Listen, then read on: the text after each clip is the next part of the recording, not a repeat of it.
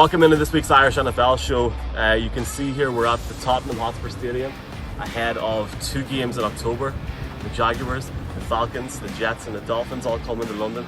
First time here, look at the stadium. It's class. It's a bit better than I actually expected. You can see the field as well as on at the minute, and we're really excited to do it. But I guess that's it for now. We have Alex Singleton on the show today, and here he is.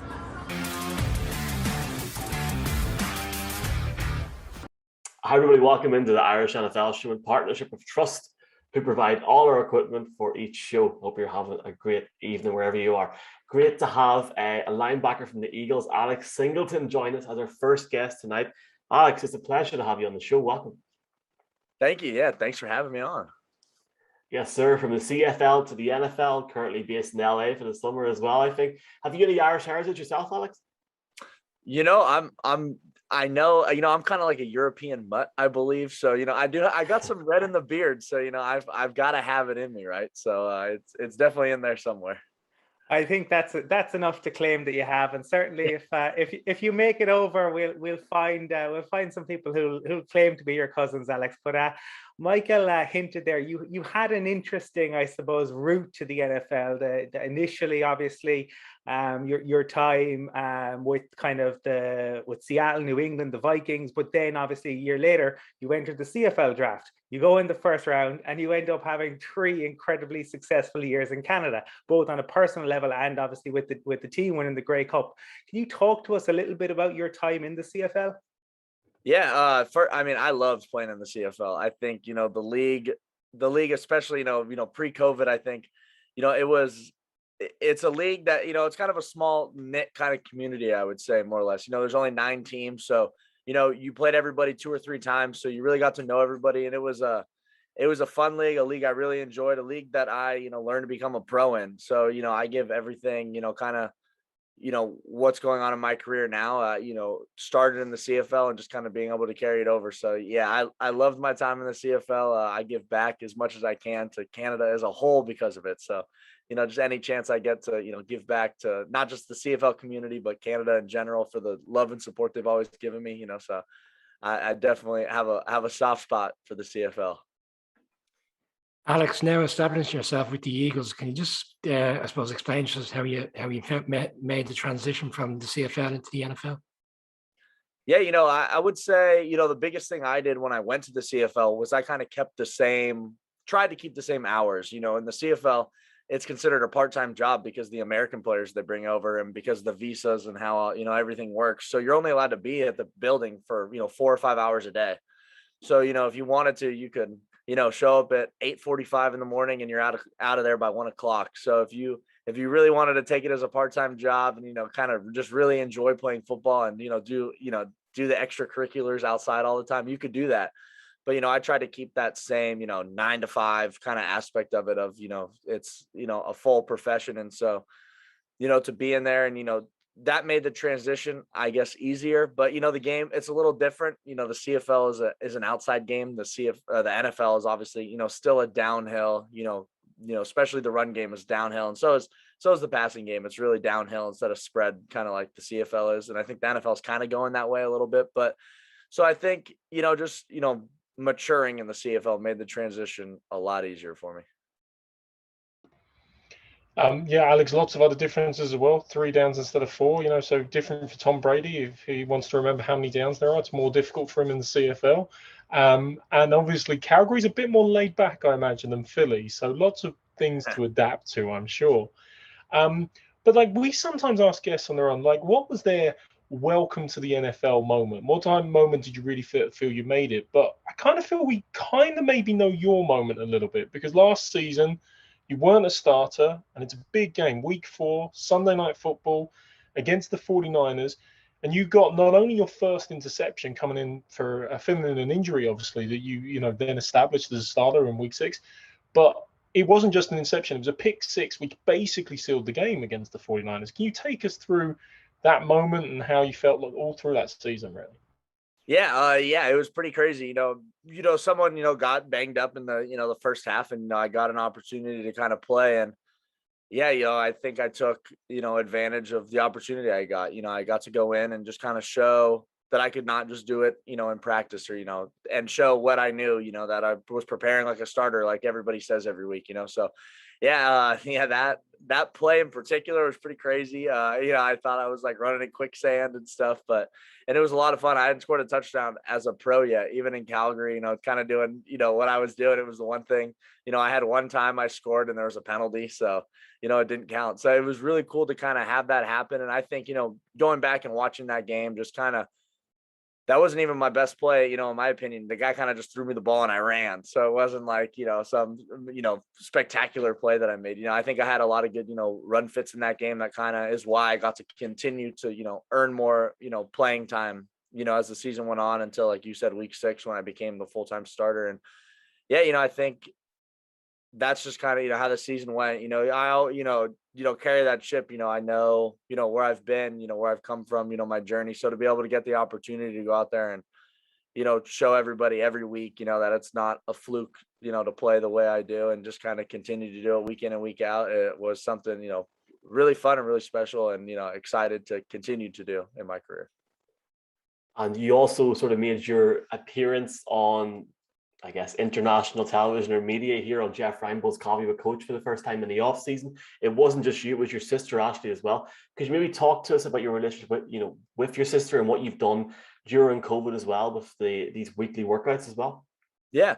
So, my sister and I, my older sister, Ashley, has Down syndrome. And so, last year when, COVID hit, and even before COVID, she's always participated in Special Olympics. So, that's something that's obviously, really close to us and our family. And so when COVID hit, everything shut down. And so that was a community that, in my opinion, was hit pretty hard because a lot of the participants, didn't even know why they weren't allowed to go, to school. I think, as much as, you and I, we kind of understand what viruses is, but not really, so, a community that doesn't, even know it to that level, they're just all of a sudden told that you can't go to your programs. You can't, go to swim class. You can't go to gymnastics. You can't go to bowling alleys are closed. I think it was really tough. And so, Special Olympics Calgary was the first ones to kind of reach out and asked if we would, host a 30-minute workout. And so, we did that last summer a couple times for them and we really, really enjoyed it. So we decided to kind of put our own spin on it and start doing it twice a week. And, we started a YouTube channel just to kind of lead, people with all, abilities to be able to, do workouts, whether it was, arms only on jumping jacks, full jumping jacks, stepping them out, just things that, we believe that everybody could do. And, I think it, it grew our relationship. My sister, I think when we started, I think she lost 30 pounds in the first, 2-3 months, just kind of doing it twice a week. So it was huge for us. And obviously, huge for her as well. Yeah, no, I've seen you talk about it obviously on Jeff's show, but on other interviews and seen the videos that you do, and they've come out every week. And I know that she takes a big part in it as well. So it's really great what you're doing. Now, you've had, quite a few changes this offseason. You got a new DC and Jonathan Gannon, and heard him talk recently about the HITS principle. I think it's hustle, intensity, takeaways, and smarts. And obviously, if you can do those things, you're going to be in the mix to win a lot of football games. Just interested, I suppose, in your own take, Alex, as somebody who plays the linebacker position that gets a lot talked about a lot. Obviously, a lot of focus, say, on the Bucks. Obviously, this winning the Super Bowl. But your thoughts on the position and the evolution of the position and your approach to it when you take to the field? Yeah, I think, Coach Gannon, I think, he has that like new school, young kind of coaching style to what, he brings to the table. And yeah, the HITS principle, it's cool that, it's not just, if you don't have to, well, you do have to know the whole playbook, smarts is on there, obviously. And it's, it's one of the 4, core things, but if you're not going to, I always think hustle is, and it's not just on the field every play, it's like what you do off the field, how hard you're working for the season, and, how much conditioning you're putting in, and, those things, and intensity kind of goes with that same thing. And those two are things that I believe you can't just turn on and off for games. And I think that's kind of where his principles come from. It's got to be kind of a way you live to be able to, win in the NFL as a defensive player. And, that's what, I plan on, taking into this season and being able to use. And, I'm excited for, where this team's going to go with that. And, just the culture and, what's going on is really, really exciting in Philly. Alex, can I just talk about the NFC East? A lot of people were down on the division last year, but throughout the years, it's always been a competitive division. We've not had back-to-back winners since 2003, 2004. I've read players in the past who've signed for teams and very quickly are surprised by the intensity within the division when they play rivals. How have you found that in compared to playing against a team from the AFC, for example? I will say, especially joining a team that had won a Super Bowl recently, it was kind of my first, in 2019 still, the Eagles kind of had a, bullseye on their back. And so, I think this year is going to be kind of funny because, people are, I think, sleeping on us and the division as well. But as you said, it's an intense division. I think, for whatever reason, last year went the way it was. But yeah, it's a fun division. I still remember, people in the NFC East hate each other. It's not, nobody likes each other. People from, Eagles fans and everybody knows about Philadelphia, they don't care. If you're from Dallas, they don't like you as a person. It's not, just who you cheer for as a sports team. It's like as a human being, which, the intensity, and I think that's what makes it so much fun is that it's who you are as a person. It just so deep in the blood of, those four cities that it really means everything in the world. And I think we feel it on the field. You feel it, when the stadiums are packed, which, they're going to be this year, which, it's exciting. I know we're excited for it. It's the most fun. The NFC East, the rivalries, we have all three teams in our, building, and it talks about, the rivalries between the three teams in our division. It's just cool. The history, just how much has gone into those games. They're always usually primetime games. And it's just, it's what everybody pays attention to, in the NFL world. So it's pretty special to be a part of that. Alex, as a Giants fan, I was at Giants Cowboys in MetLife one time, and coming out of stadium, I got it very quickly. Oh yeah, it's quick, and I'm telling you, you wear a Giants jersey in Philadelphia, and let me know how it goes. Alex, just on that, because as Brian mentioned, he is a Giants fan. What he didn't mention is one of your other standout plays, the bull rush on Devonta Freeman. Can you talk to us a little bit about that? Because that was spectacular. Yeah, it's kind of just one of those things, we work on. Obviously, you want to be able to beat a running back, and at the end of the day, all I got was a holding call out of it. So it helps. But yeah, it's just one of those things. I think that right there, that kind of play just kind of symbolizes how I want to be as a player, and kind of like we just talked about, the hustle and intensity, part of the hits principle, I think is kind of what that kind of play just signifies. Someone's in your way. What are you willing to do to, get from point A to point B? Yeah, and Alex, it's not like the NFC East gets easy for defenses. I mean, you look at that Cowboys offense with Amari Cooper, CeeDee Lang, Michael Gallup, and then, of course, in your realm, obviously Zeke coming out of the backfield. And, the Giants have some bloke called Barkley who, reasonably okay, and picked up Kenny Golladay. So you're going to be busy next season, to be sure. But I think it's fair to say, look, the Eagles season last year didn't go necessarily the way you would have wanted it to, the organization would have wanted it to. And you obviously had a lot of difficulties with injuries, but I'm intrigued on your views. I mean, you also lost a couple of key players during free agency before last season, and Malcolm Jenkins kind of stands out on the defense there, a real leader from the safety position, obviously going back to the Saints for a second stint there. I mean, just wondering about your thoughts from your perspective, and how you rate him as a player and as a leader there, but in your time with him in Philadelphia. Yeah, Malcolm was, he's one of the best to do it. And, on and off the field, as a leader, as a man, just to, teach other guys, how to navigate, the league and just kind of, be a player in the NFL. So, yeah, he was, a huge loss, for us last year. And I think, just having him around, and obviously, by the time you're 2 or 3 weeks into camp, it's with the team that it is that year. But yeah, you definitely, I think early on noticed, just there wasn't Malcolm there, and he's a huge presence. I mean, you see it when he's, back in New Orleans now. But yeah, it was awesome to be around him, awesome to learn from him. I think those are the guys that, make the NFL, really special. Oh. Don't worry, it's grand, and I'm not going to edit that either because it's good crack. As we say, good crack over here, it means good fun in Ireland. Oh.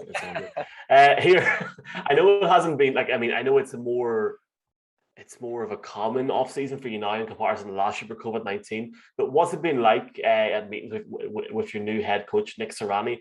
How have you found that so far?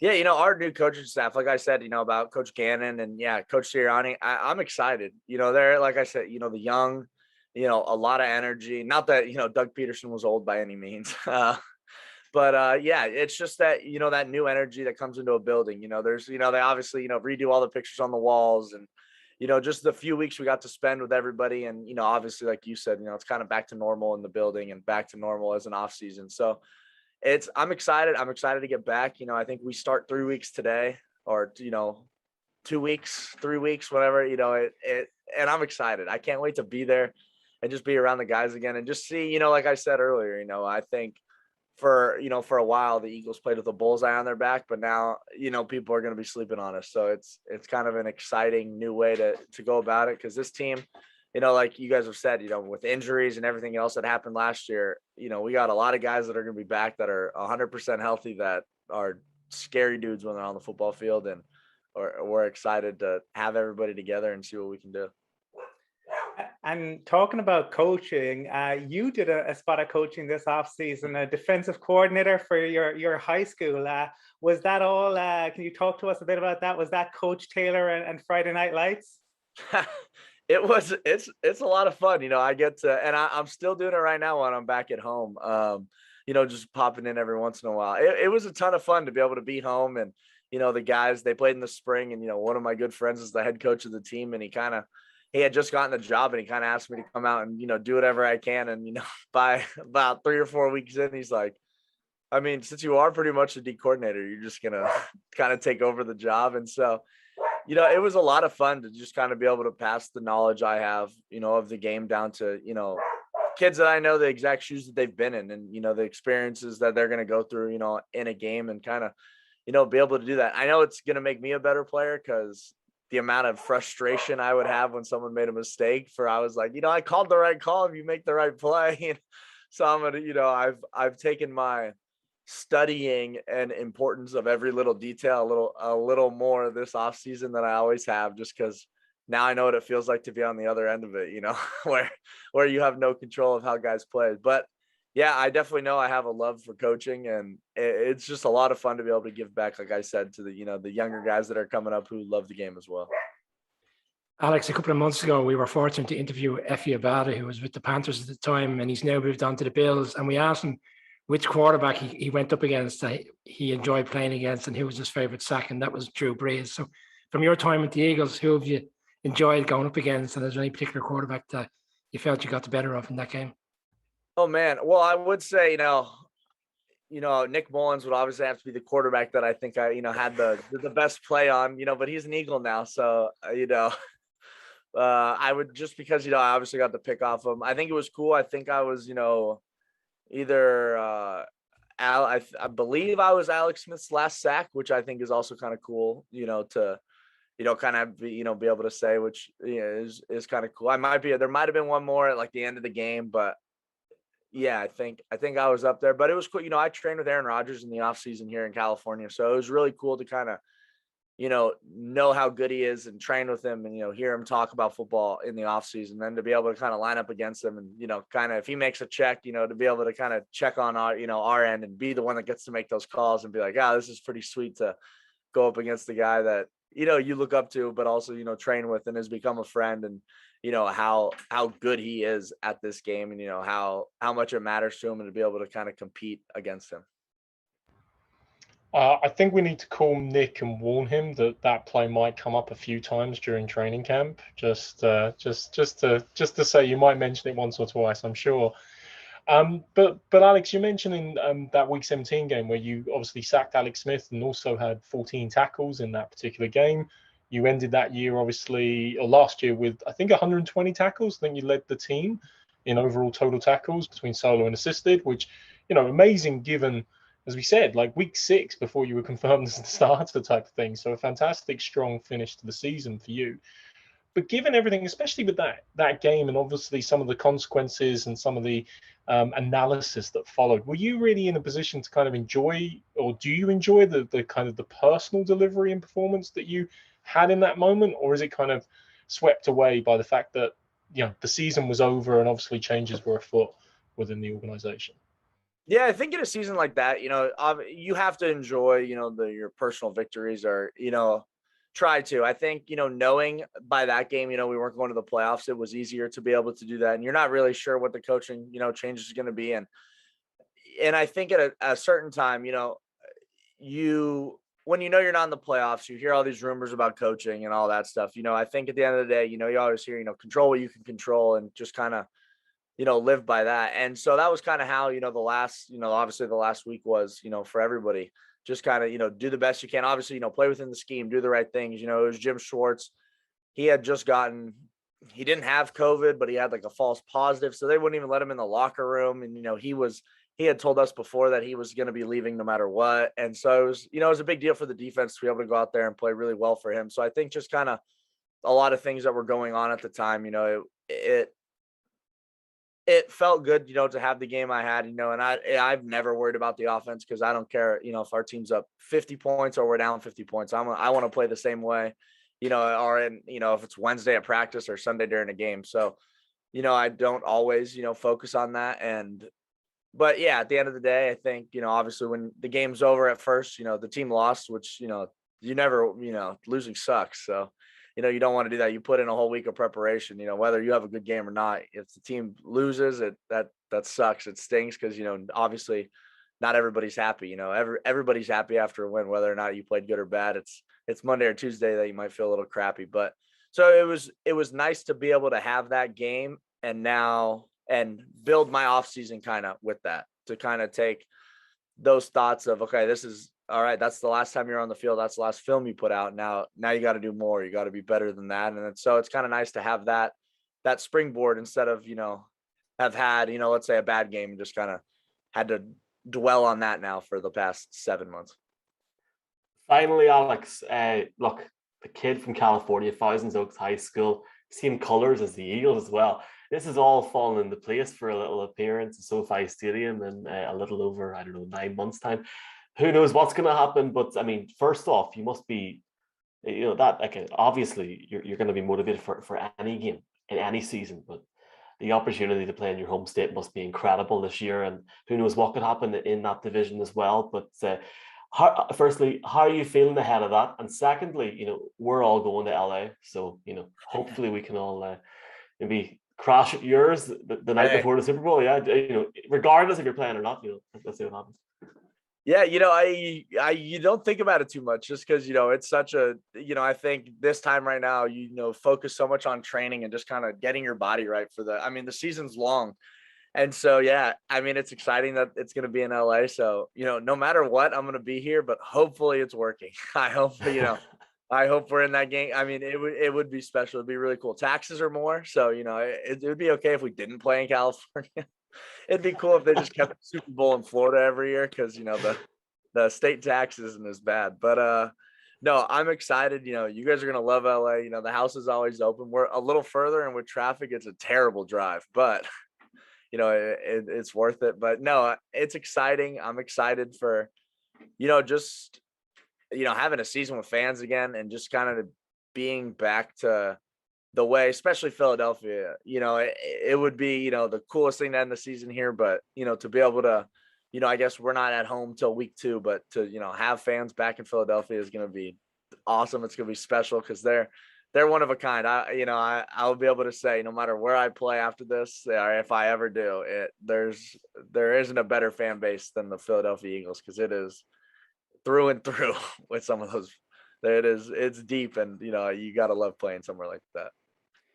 Alex, I did a Habitat for Humanity project in Philly years ago, and love my time in the city. So definitely have a soft spot. And I'm led to believe that you're quite the golfing fan. So you should make it to Ireland at some point. We got some incredible courses over here, and we definitely would welcome you. And we want to thank you for taking the time to chat to us. And for anyone out there, if they want to catch up with your weekly videos, what's the best way for them to go about doing that? Yes. One, I would love to come to Ireland. I've never been anywhere in Europe, and I need to. Every off season I always think about it, and then I end up in Cancun for 7 days. So it ends up going the opposite way, which, in the middle of February, Cancun or cold, it's a tough, it's never won yet, but one of these years. But yeah, if you want to follow us on me and my sister on YouTube, it's Alex and Ashley Singleton, super easy to find. And then Instagram and Twitter, where I post them all the time, I post the workouts, is just Alex Singleton 49, and those both have the link to the workouts, and they're all saved and everything. So even if I think there's 22 videos right now, so even if you're joining us and listening to this and we're not just live the next day, we do have a bunch of videos up there, and Ashley is the best entertainer of all time. You can laugh, dance, sing. It's a good time. I just work out and it's not very exciting. Alex, thanks very much for your time, man. Yes, thank you guys. A ton of fun.